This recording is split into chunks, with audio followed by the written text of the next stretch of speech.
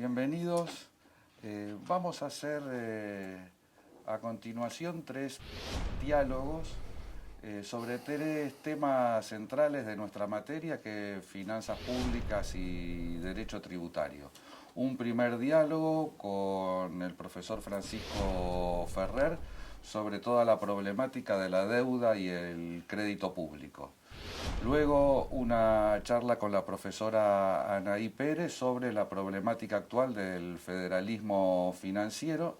Y en tercer lugar con el profesor Marcelo Núñez sobre la compleja relación entre el procedimiento tributario y el procedimiento penal tributario.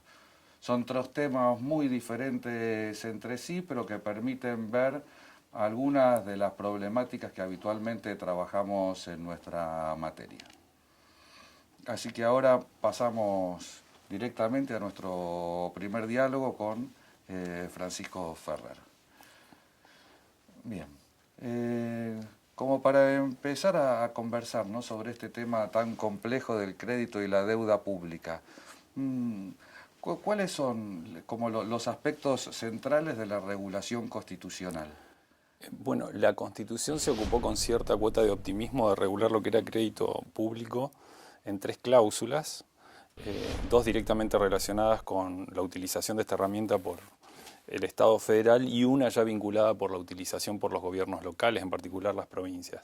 Digo con optimismo porque a medida que vayamos hablando seguramente nos vamos a ir encontrando con algunos defectos que tuvo la práctica constitucional y la reglamentación que sufrió. En principio se ocupa ya en el artículo 4, cuando está hablando de cómo se conforma el Tesoro de la Nación, aparecen en un comienzo los recursos que sin ningún tipo de limitación puede utilizar. Ya empieza el constituyente a preocuparse un poco cuando refiere a tributos, ¿no? Y aparece el principio de reserva de ley muy fuerte, y más aún todavía creo cuando se refiere a la utilización del crédito público, lo entiende como un recurso extraordinario y por eso da 2 limitaciones en forma expresa para que se pueda recurrir a esta forma de financiamiento, ¿no? Pensadas en situaciones, ahora lo llamaríamos de urgencia. Está pensado con un texto del 53, así que hablaba de necesidad nacional, y lo que hoy llamaríamos también para inversiones, pensando en que el crédito luego de su utilización genera deuda, y bueno, entonces hay que ser muy Claro. cauto a la hora de utilizarlo. Empresas de utilidad nacional, ¿no? Empresas de utilidad nacional, sí. Claro, ahí ya hay un tema interesante porque aún viéndolo superficialmente parece que nuestra historia, más que ser un recurso extraordinario, ha devenido un recurso ordinario, ¿no?, junto a la tributación. Sí, claramente. Por suerte, Anaí después supongo que se va a detener mucho más, pero creo que todas las deformaciones que tuvimos en materia de empleo de crédito público se originan en realidad en un problema muchísimo más grave y severo que tenemos en materia de federalismo fiscal. Entonces, esta distorsión que hay entre asignación de recursos y gastos termina siendo una de las causas por las cuales, en particular, esta cláusula constitucional se ve desvirtuada en la práctica. Claro, bueno, tenemos el problema con las provincias, que lo podemos dejar un poquito para más adelante, pero me gustaría, vos dijiste, bueno, hay un principio que es el principio de reserva de ley, ¿no? Eso aplicado a toda la actividad financiera puede querer decir muy sencillamente que lo central de las decisiones financieras tienen que ser tomados por el legislador. Tenemos toda Sí. la construcción tradicional del principio de reserva en materia de ley, en materia tributaria. ¿Habría un principio análogo en la materia del crédito público? Exacto, y además con algunas particularidades que también se preocupó el constituyente en establecer. En el 75 le dedica 2 incisos, cuando está hablando de las atribuciones del Congreso de la Nación, dice que debe intervenir en forma exclusiva a la hora de decidir llevar adelante las operaciones de crédito público, esto es el inciso 4, y también para arreglar el pago de la deuda en el inciso 7, es decir, en los 2 momentos más importantes de crédito tiene que intervenir en forma exclusiva el Congreso de la Nación. O sea, una interpretación literal, pero también sistemática de la Constitución nos dice, bueno, el que tiene que decidir qué operaciones de crédito público se hacen y con qué características también, ¿no?, es el Congreso. Y luego, si hay un problema en el pago mismo, es decir, hay una cuestión de renegociación, el que tiene que decidir es el También Congreso. es el Congreso. ¿Y qué es lo que nos sucede en nuestra realidad práctica? Bueno, en la realidad además intervino el legislador también, en particular en materia de delegación de estas serias competencias que tiene, y lo hizo a través de la Ley de Administración Financiera, la Ley 24.156. En tres de sus artículos, en el artículo 60, 62 y 65, establece algunas delegaciones muy importantes en cabeza del Poder Ejecutivo, pensando en que la ley es de 1992, ¿no? Todavía no estaba esta diferenciación entre el Poder Ejecutivo y la jefatura de gabinetes. Y son tan relevantes como, por ejemplo, en el artículo 60, en la última parte, establece que el Poder Ejecutivo puede realizar operaciones de crédito público con organismos internacionales de crédito de los que forma parte, sin que tenga que intervenir el Congreso. En nuestra historia, de las operaciones más importantes que hemos celebrado son aquellas que se realizaron con Fondo Monetario Internacional, Banco Mundial, con lo cual se está quedando fuera de la participación activa del Congreso una de las formas más importantes que tiene el Estado de recurrir a crédito público. Siguiendo con este tipo de delegaciones, la otra justamente es para celebrar procesos de reestructuración de deuda. Y esto son las más importantes. De hecho, ahora acabamos de terminar un proceso de reestructuración de deuda soberana entre los años 2005 y 2010, muy importante, y bueno, también se hizo uso de esta prerrogativa. O de esta delegación. Y finalmente una que a veces la pasamos un poco por alto, pero que también tiene una historia muy importante en nuestro país, que es la autorización que se da a empresas y sociedades del Estado a que recurran a celebrar operaciones de crédito público sin noticia del Congreso y bastando con que quien se encuentra a cargo del sistema de administración financiera les dé la aprobación, y en su caso el Banco Central, por lo que hace a divisas. Hay que recordar que esta fue una de las formas por las cuales YPF, antes de ser privatizado, terminó con el nivel de endeudamiento que tuvo. De hecho, hay en un precedente, hoy estaba mirando antes de venir a clase tu libro, en Olmos, el juez al que le tocó intervenir, hace referencia a todas las operaciones de crédito que tomó YPF en aquel momento, que en realidad obtenía fondos no para financiar su propia actividad, sino para terminar financiando al Estado Nacional. Entonces, ahora que tenemos de nuevo empresas y sociedades de este tipo, la verdad que a esta delegación también hay que mirarla con mucho cuidado, ¿no? Claro, ahí tendríamos que hacernos una pregunta, y es cómo evaluar a su vez esas delegaciones a la luz del nuevo artículo 76, que permite la delegación, pero a su vez fija pautas, regulaciones que son estrictas, ¿no? Sí, parece que bases por cómo quedaron redactados estos artículos sobre los que hablamos, que son lo que exige el artículo 76, no hay, y menos tampoco un periodo para su empleo, con lo cual comparto tu postura, que ya es muy conocida, que pareciera que no tiene ningún piso de constitucionalidad. Exacto, o sea que tenemos un proceso de deslegalización, ¿no? Sí. De todos los aspectos referidos a la deuda pública. Sí, sobre todo en su empleo, acá estábamos hablando ahora en materia de gobierno federal, ¿no? Exactamente. Y si querés decimos dos palabras sobre cuál es la problemática provincial. Bueno, con las provincias, sobre todo después de la severa crisis que sufrimos en el año 2001, se empezaron a celebrar leyes convenios con el Estado Nacional, que lo que terminaron haciendo es que para poder recurrir a celebrar operaciones de crédito público tengan que pedir la autorización de un ministro del Poder Ejecutivo, lo cual distorsiona completamente el sistema que teníamos previsto en el artículo 124 de la Constitución.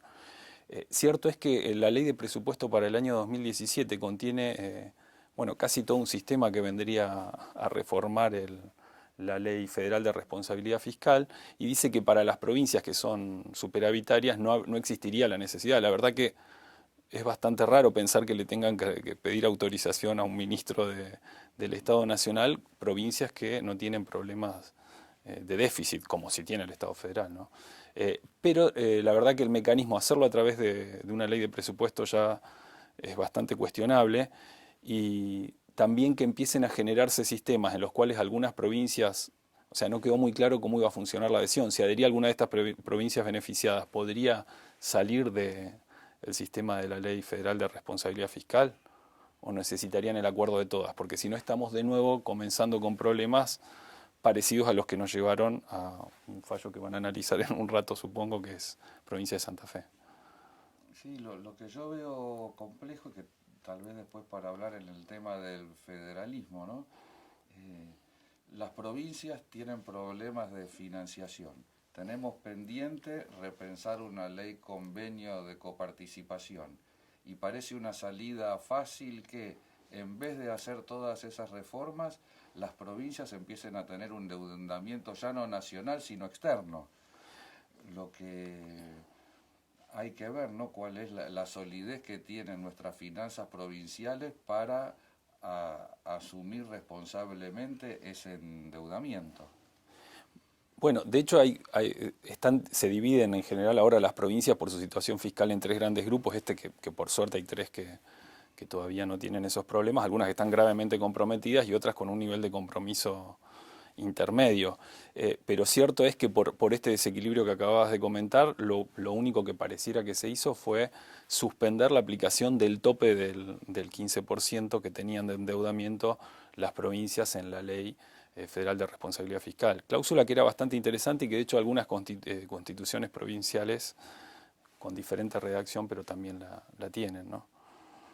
Sí, en realidad hay algo interesante que sería otro tema para conversar, ¿no? Pero algo que ha sucedido en los últimos años, y básicamente ahí tenemos la experiencia de la Unión Europea, es la fijación de límites Sí, cuantitativos a los endeudamientos nacionales. sí, sí, es una experiencia importante. Por eso decía, eso quedó aparentemente en nuestra intención solamente exigible a las provincias en la Ley Federal de Responsabilidad Fiscal. Pero una de las cosas que tenemos que preguntarnos es si no convendría tener una reforma constitucional y establecer también ¿No? límites Porque en cuantitativos. Europa hay muchas críticas a esas reglas porque se las ven como límites a lo que puede hacer el Estado en materia de gasto para sustentar los tradicionales estados de bienestar. Pero a la vez, viendo nuestra experiencia argentina en materia de endeudamiento externo, que siempre fue, tenemos ciclos de altos endeudamientos que siguen una Sí, crisis y después tenemos un proceso de renegociación hasta que un nuevo ciclo de alto endeudamiento, no parece irracional que, además del límite cualitativo que hay en la Constitución, que a su vez, como dijiste vos, no se cumpla, fijemos algunos límites cuantitativos, ¿no? Porque si no es un gobierno presente, se financia con recursos que va a tener que hacerse cargo los gobiernos futuros. bueno, de hecho es un tema que aparece actualmente en la discusión pública cuando se habla sobre el nivel de endeudamiento y se dicen, bueno, pero el nivel no pareciera ser alto, no pareciera ser bajo, pero no hay un criterio claramente establecido como para poder evaluar ese tipo Claro, tenemos un de criterio concepto. constitucional y legal porque finalmente está en la propia ley de administración financiera, que es la prohibición de endeudarse para hacer frente a los gastos ordinarios. Sí, Eh, bueno, entonces ahí tenemos una problemática general, digamos, que es la pérdida de centralidad del poder legislativo legislativo. y de la ley. Ahora me gustaría ver si qué lugar ocupa el Poder Judicial en toda la problemática de la deuda y en particular, ¿no? Acá ya no hay una relación compleja entre el legislador y ejecutivo o sus empresas, sino entre la justicia nacional y la justicia extranjera. Sí. Bueno, en particular parece el gran olvidado, ¿no?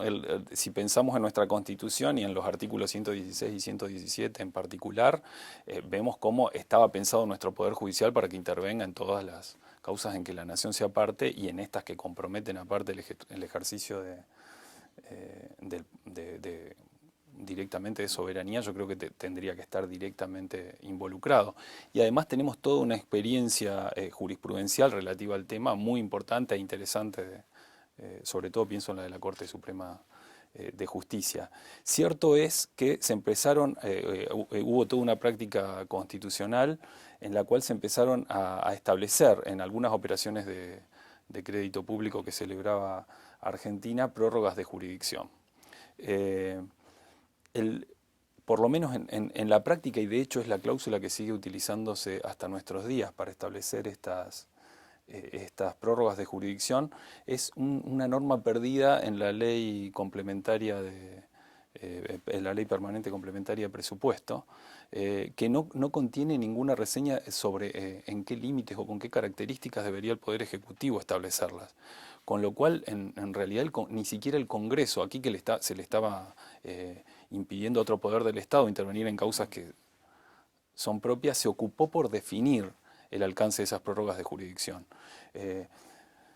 La experiencia que tenemos sobre esto es, la verdad, que terrible, porque como consecuencia del estado de cesación de pagos en el que incurrimos allá a fines del año 2001, se hizo un proceso de reestructuración de deuda soberana, como comentábamos hace un ratito, entre el 2005 y 2010.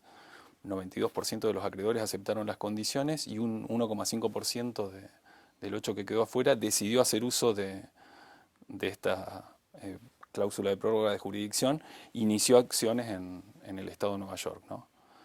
Intervino allí la justicia de distrito y después con decisiones que luego fueron confirmadas por la Cámara para el Segundo Circuito. Y muy brevemente, ¿cuáles fueron las características de ese juicio y de la decisión final? A ver, todos lo conocemos por el actor más relevante, que era NML Capital. La verdad que la estrategia que siguió a lo largo del juicio fue variando porque las decisiones en un comienzo no lo acompañaron.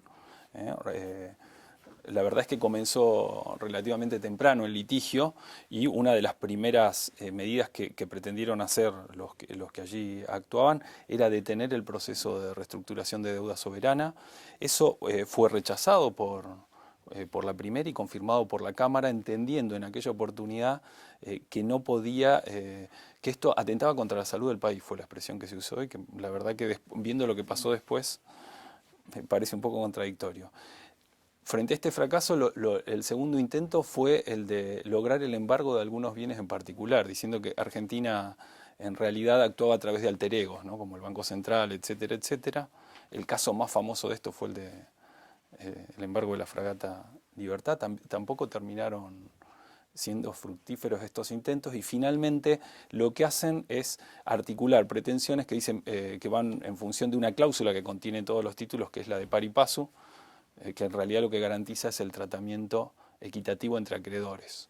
Entonces ellos sostenían que, como Argentina a todos los acreedores reestructurados que habían aceptado nuevos títulos de deuda les pagaba en mayor tiempo y con algunas quitas, ¿no?, en capital e intereses, y a ellos por una ley que era la 26.017, conocida como Ley Cerrojo, les decía que nunca les íbamos a abrir nuevamente un proceso ni que les íbamos a pagar, había un tratamiento inequitativo entre ambos. Esto obtuvo una decisión favorable del Tribunal de Distrito y fue confirmado allá por fines del 2013 por la Cámara para el Segundo Circuito. Primero fue lo que fue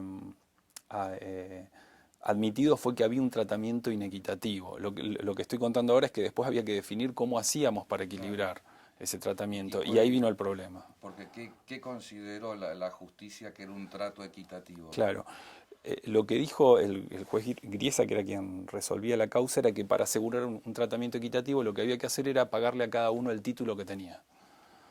Es decir, a los acreedores que no habían aceptado la reestructuración, el título original, y que como encima estaba vencido, había que pagarlo de contado con todos los intereses que se habían acumulado hasta ese momento.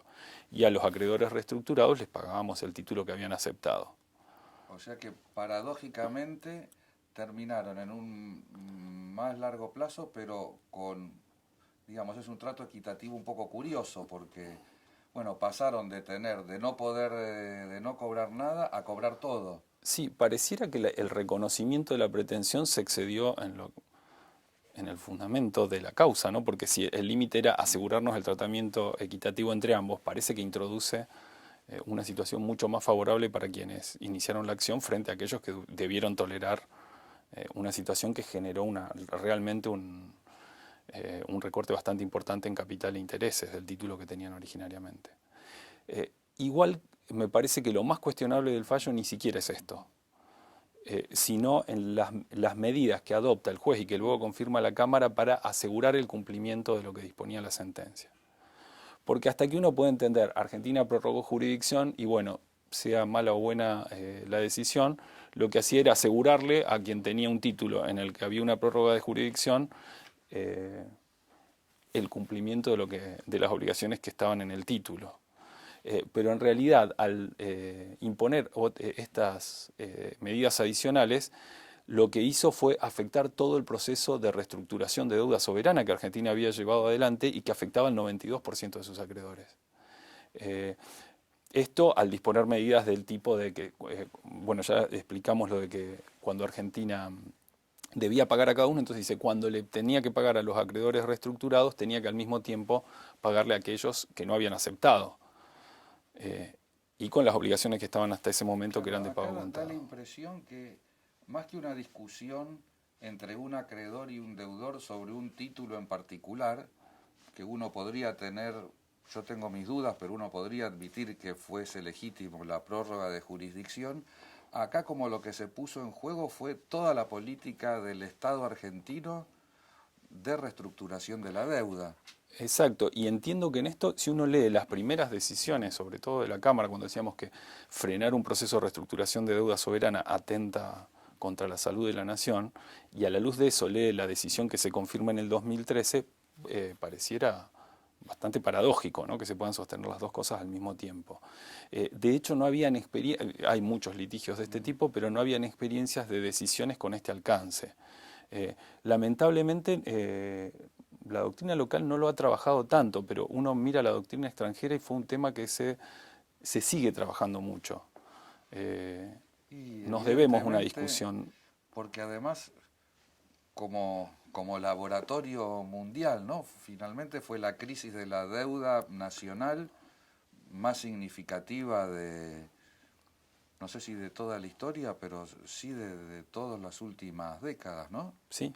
Bueno, de hecho, en este litigio se presentaron, antes de que se pronuncie la Cámara, tanto el Fondo Monetario Internacional como Francia, por ejemplo, y las presentaciones que efectuaron son muy interesantes y muy ricas porque justamente lo que dicen, cuidado porque si aplican una decisión de este tipo, esto no solo afecta a Argentina, sino que cualquier proceso de reestructuración de deuda soberana que un país se vea obligado a efectuar de aquí en adelante, se va a ver afectado por decisiones con este alcance. Todo acreedor va a estar interesado en quedar fuera de lo que se acuerde para después lograr esta situación privilegiada. Se generan incentivos ante cualquier eventual situación de default que, dado la complejidad de nuestro mundo actual, es algo bastante predecible que le pueda ocurrir a más de un Estado.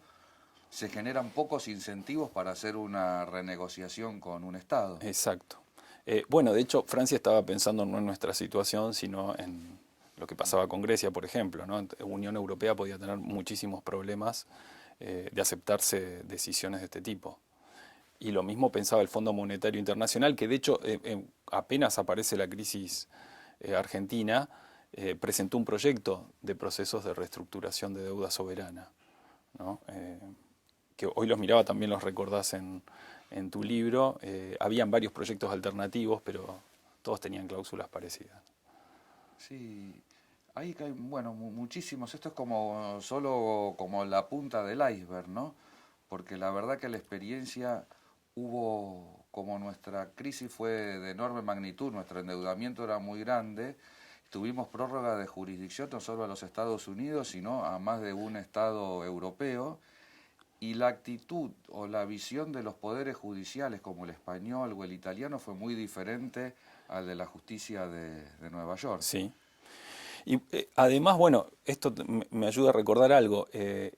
Tuvo algunas, además de estos problemas que marcábamos, alguna imprecisión el fallo que estamos comentando en cuanto a cuál era el alcance, porque de hecho afectó a títulos en los cuales habíamos efectuado prórroga de jurisdicción hacia tribunales de otros lugares. Me acuerdo de, por ejemplo, uno de Inglaterra que en el cual puso esto de manifiesto, y no era el único caso, recién recordabas otros tantos. O sea que si vemos como un paisaje global, ¿no? Por un lado, el Poder Legislativo delega facultades en el Poder Ejecutivo. Incluso en empresas y sociedades del Estado.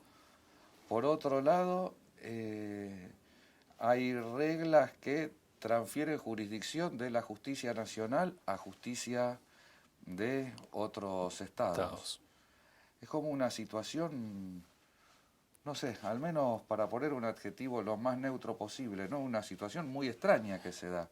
Sí, y muy preocupante. Una de las preguntas que me formulaba hoy antes del encuentro era si aprendimos algo de la experiencia con NML. Y este año, si uno ve cómo se están autorizando operaciones de crédito público, se encuentra nuevamente con que estamos recurriendo a la vieja cláusula de la ley complementaria permanente de presupuesto, que no tiene ninguna definición. El Poder Ejecutivo delega en sus ministros y finalmente terminan saliendo cláusulas sobre prórroga de jurisdicción que pueden tener los mismos defectos que nos generaron esta situación, con lo cual creo que deberíamos, al menos después de toda esta experiencia, volver a discutir si vamos a otorgar prórrogas de este tipo, por lo menos discutirlas en el seno del Congreso y tratar de limitar los problemas que generan. Vemos, si no te entiendo mal, como dos discusiones, ¿no? Primero, discutir en términos constitucionales si consideramos realmente legítima la prórroga de jurisdicción de acuerdo a una manera de entender la Constitución.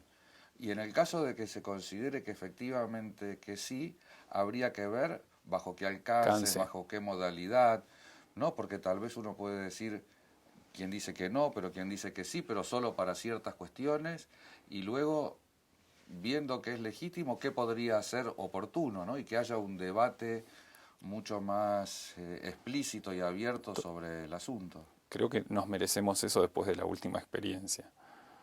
Sí, y ahí creo que también hay un desafío para las universidades, ¿no?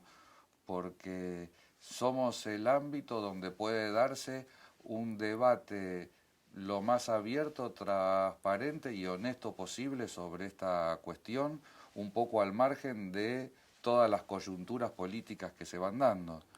Bueno, de hecho, cuando empezamos a trabajar el tema en la cátedra, ni siquiera existía una traducción del fallo de la Cámara. Y Mariana Borrone, que era una colaboradora nuestra, que ahora está en Alemania, fue la que se encargó de hacer la traducción y que lo pudiéramos empezar a discutir con los alumnos.